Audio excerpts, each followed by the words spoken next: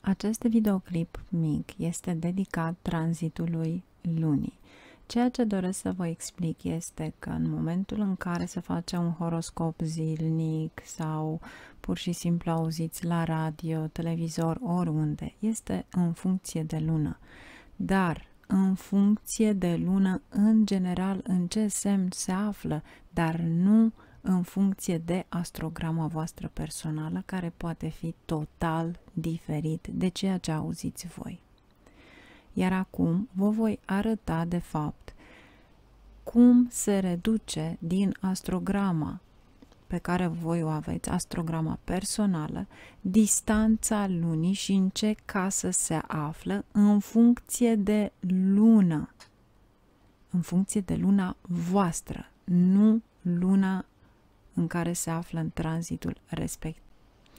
Voi lua ca exemplu casa 5-a. Vom așeza luna în casa 5-a pentru a înțelege ce se întâmplă.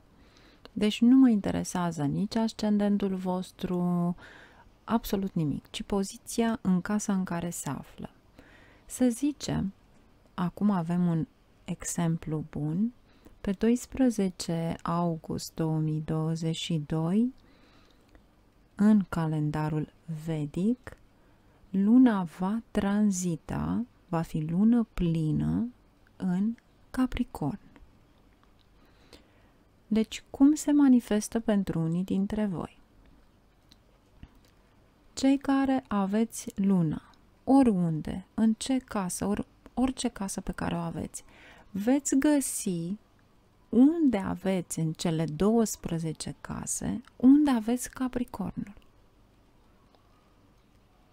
Ceea ce doresc eu să înțelegeți este că veți găsi luna în astrograma voastră, în ce semn este, după care veți găsi semnul Capricornului, pentru a vedea ce se întâmplă de la distanța pe care o aveți de casă în funcție de lună și nu în funcție de ascendentul vostru. Deci atunci când se întâmplă un tranzit și se vorbește de horoscop și de tranzit, se vorbește în funcție de poziția lunii care tranzitează, dar de fapt nu se vorbește de tranzitul în funcție de luna voastră personală cu care v-ați născut. De aceea, de multe ori, nu este posibil să vi se întâmple aceleași lucruri. Pentru că distanța pe care voi o aveți la case este în funcție de poziția lunii originale în astrograma voastră. Deci, acest exemplu pe care îl avem acum aici, luna, să zicem, în casa a 5-a. Și voi lua, de fapt, ca semn, am semnul Capricornului în această casă aici. Ce înseamnă acest lucru? În funcție de ascendent, Capricornul se află în casa 11-a, pentru că aici e posibil ca ascendentul să fie în Berbec.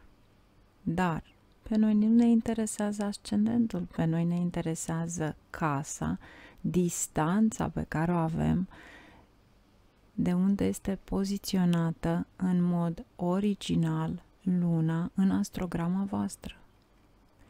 Iar dacă noi modificăm toată astrograma în funcție de lună, să zicem că ești Berbec, ascendent, dar tu ai de fapt luna în casa a 5-a. Atunci vom număra distanța de case până unde este semnul Capricornului. Pentru că luna acum va fi în Capricorn și influența pe care o veți avea în funcție de distanța de la lună în momentul în care v-ați născut până pe tranzitul pe care îl aveți acum. Cum se vede acest lucru? Și acest lucru se vede în fiecare zi. Deci toate tranzitele, vreau să le înțelegeți, este în funcție, tot tranzitul respectiv este în funcție de lună. nu este în funcție de ascendent.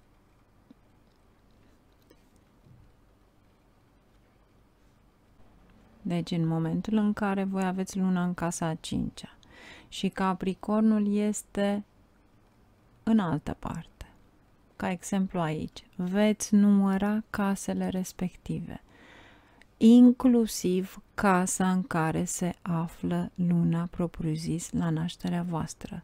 Deci va fi prima casă unde se află luna, numărătoarea,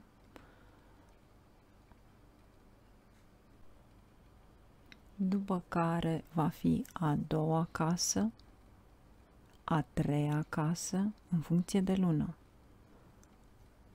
a patra casă, în funcție de lună, a cincea casă, în funcție de lună, a șasea casă, în funcție de lună și a șaptea casă, în funcție de lună. Ceea ce pentru voi, în funcție de lună, tranzitul se află în casa a șaptea. În funcție de lună. Ce înseamnă tranzitul în funcție de lună în casa a șaptea? Fericire. Deci asta vrea să vă spună tranzitul în funcție de luna personală unde se află la voi. Deci ce trebuie să știți voi?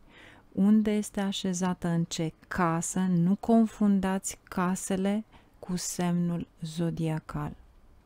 În ce casă se află luna voastră și unde se află semnul zodiacal Capricorn, să zicem, pentru că trece acum prin Capricorn. Atunci când auziți trece prin Pești, trece prin Gemeni, întotdeauna numărați de acolo de unde se află luna voastră personală, în astrograma voastră personală.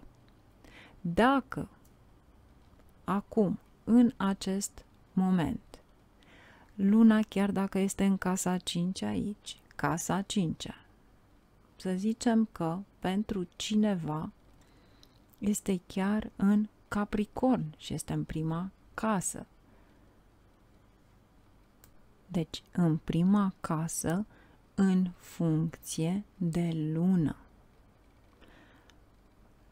Luna poate fi în orice casă, dar atunci când luna respectivă este de fapt în același semn în care se tranzitează, atunci distanța de la luna natală la tranzit este o casă. Deci, casa inclusiv numărătoarea pe care o facem de la casa respectivă. Și asta înseamnă că, de fapt, dacă aici în casa a 5-a avem luna și tranzitul este pe Capricorn, înseamnă că avem de a face cu un ascendent în Fecioară. De ce? Pentru că avem zodia Capricorn în casa 5-a. Fecioară, o luăm numărătoarea de sus și mergeți în sensul acelor de ceasornic. Cei care sunteți pe My Vlog v-am învățat cum să le numărați. Și este Fecioară în prima casă, a doua este Balanță, a treia va fi Scorpion, a patra va fi Săgetător și în a 5-a va fi Capricorn. Deci dacă luna voastră natală coincide chiar cu tranzitul și este de fapt în Capricorn, înseamnă că luna voastră este în prima casă în funcție de luna natală. În prima casă aduce abundență. Dacă tranzitul în funcție de lună, de distanța de la lună, se află în a doua casă, deci numărăm inclusiv casa în care se află luna și următoarea casă, asta înseamnă că reduce abundența.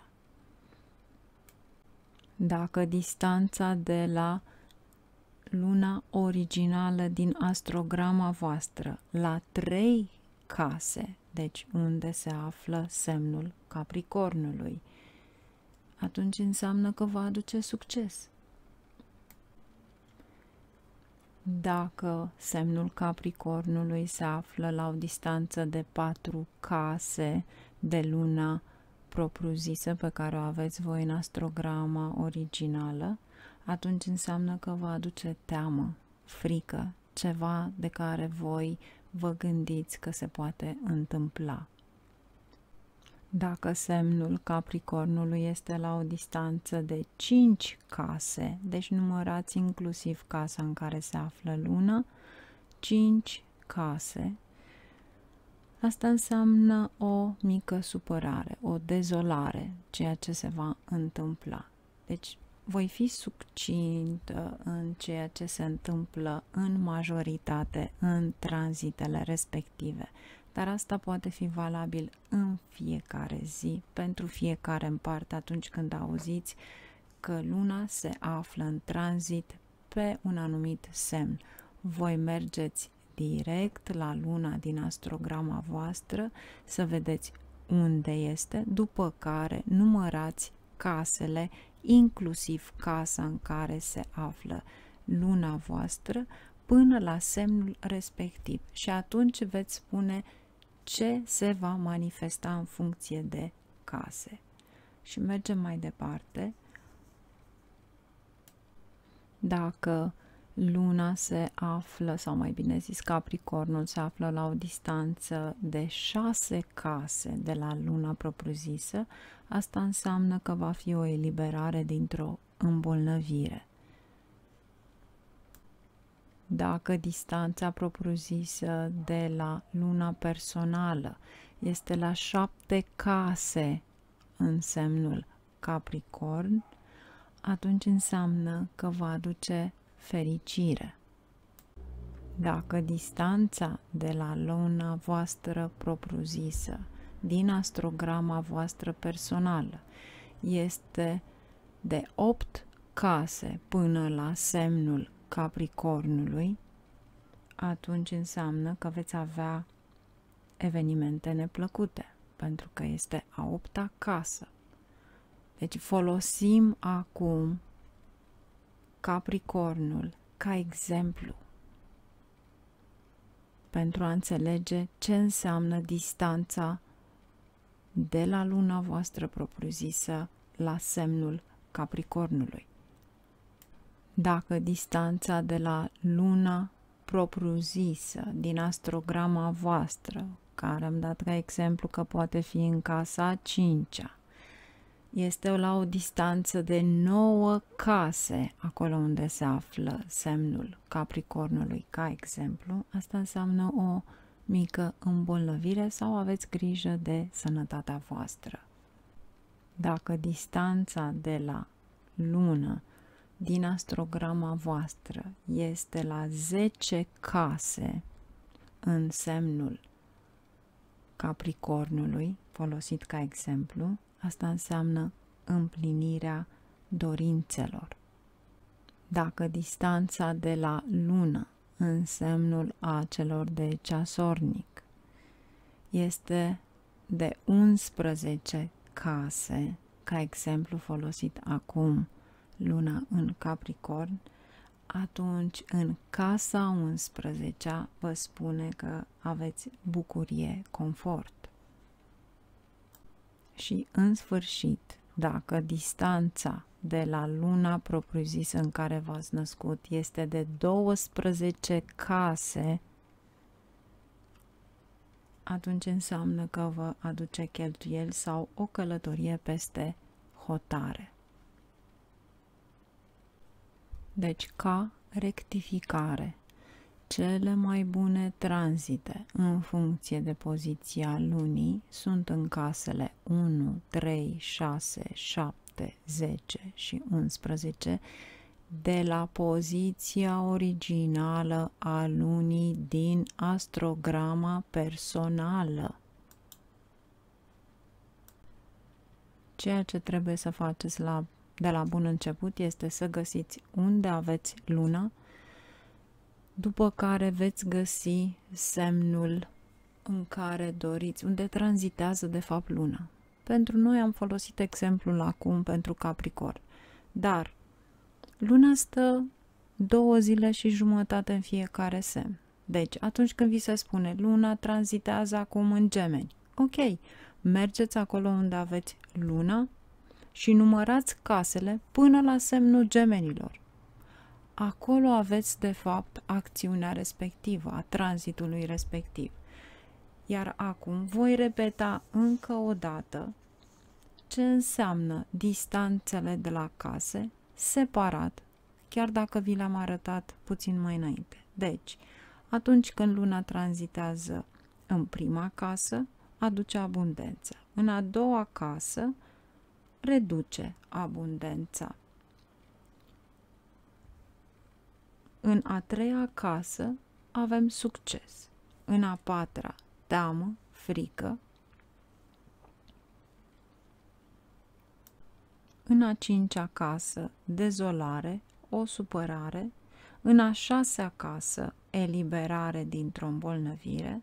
În a șaptea casă, fericire. În a opta casă, evenimente neplăcute.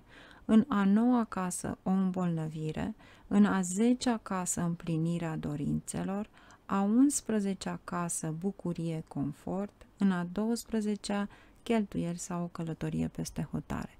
Pentru fiecare diferă, dar vă bazați pe o informație simplă, ceea ce vă poate aduce. Sper să fie pe înțelesul tuturor. Voi aștepta mesajele voastre. Le puteți lăsa direct sub videoclipurile pe care le veți viziona în tarot și sper să vă ajute în momentul în care doriți să vedeți un tranzit al lunii. Deci bazați-vă numai pe astrograma voastră.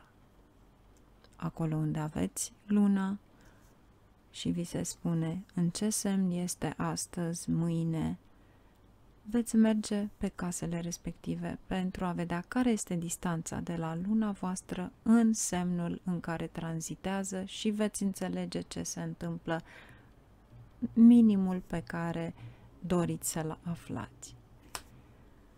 Numai bine, la revedere și ne auzim!